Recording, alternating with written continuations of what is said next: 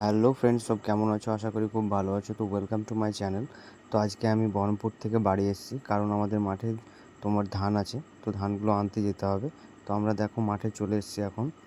আর গাড়ি চালাচ্ছে আমার এক ভাগ্নে, নতুন ড্রাইভার। তো গাড়িতে চাপতেও ভয় লাগছে, কিন্তু ওকে বলছি আস্তে চালাতে, তবুও জোরে চালাচ্ছে মাঠের রাস্তায়। তো গাড়িটা আমরা ছায়াতে রেখে দিলাম, এখান থেকে হেঁটে যাব, কারণ মাঠের রাস্তা গাড়ি নিয়ে যেতে গাড়ি আর নিয়ে গেলাম না। তো রাস্তাটা দেখো কেমন।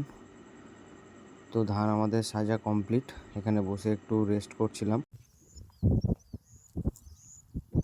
তো ভাগ্নেটা আমার ক্লান্ত হয়ে গেছে, ও ধান সাজাচ্ছিল, তো এখানে দাঁড়িয়েছিল।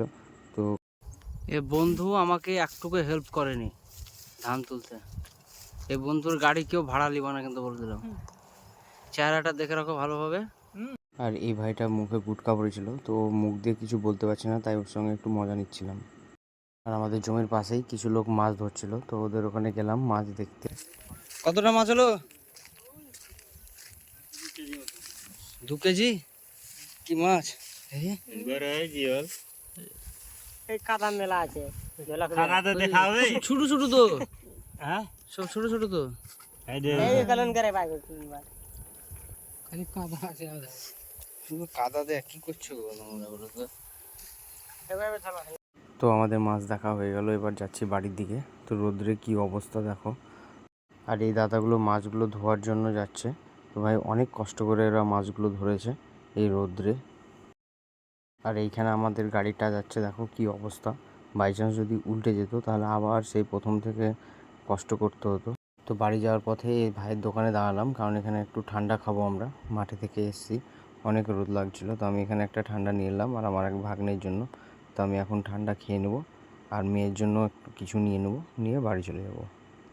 তো আমি বাড়ি এসে দেখছি আমার মেয়ে আইসক্রিম খাচ্ছে এখানে। ধানটা পালা দিয়ে দেবো, যাও।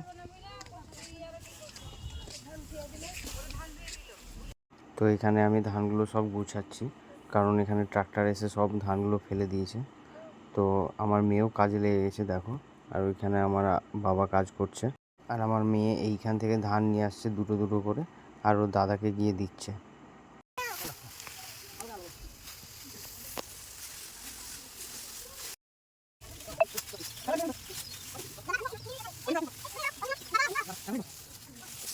তো আমাদের ধান গুছানো কমপ্লিট হয়ে গেছে পুরো এখানে। আর আমাকে দেখো, আমি পুরো ক্লান্ত হয়ে গেছে, কারণ এর আগে আমি এভাবে কোনো দিন কাজ করিনি। আর আমার মেয়ে কাজ টাজ করার পর আবার চান করে আবার চলে এসেছে বাইরে খেলার জন্য। তো এখানে খেলছে ও। ওটা তোমার দাদা বলছে তোমার ধান না? হ্যাঁ, ওটা ইসরাতের ধান, তাই বলছে। ওকে মারবো। হ্যাঁ, ওকে মারবো। তুমি তোমার দাদাকে জিজ্ঞেস করো যে কার ধান এগুলো। এটা কার ধান বুঝতে পারি না, ছোট মোটে দেখতে পারি না। তো ভিডিওটা এত দূর পর্যন্ত দেখার জন্য অনেক ধন্যবাদ। আর যারা এখন পর্যন্ত ফলো করেনি পেজটাকে, তারা ফলো করে নাও ভাই, সাপোর্ট করো প্লিজ।